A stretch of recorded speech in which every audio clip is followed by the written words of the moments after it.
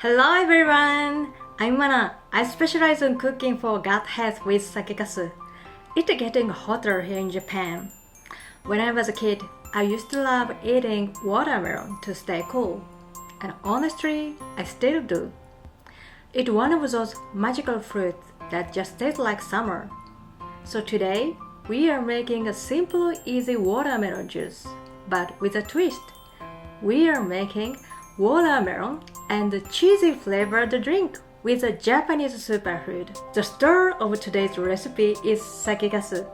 Sakekasu is fermented rice paste packed with protein, prebiotics, B vitamins, amino acid, folate, zinc, umami, and even more. When you mix Sakekasu with lemon juice, something amazing happens. It transforms into rich and cheesy flavor. So are you ready? Let's get started. Here are all the ingredients.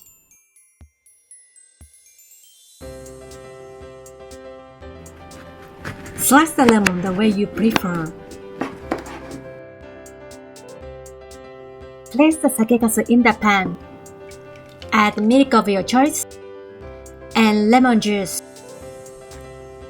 Mix well and heat over medium heat for about 5 minutes until smooth. When you add the lemon juice, you'll notice the milk start to curdle slightly. Shift the matcha powder to prevent clumping.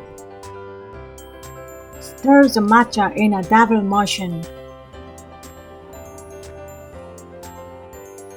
First, pour the cheese-flavored layer into the glass. Next, place the ice cubes.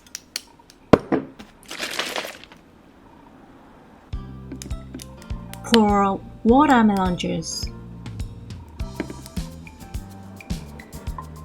Then matcha.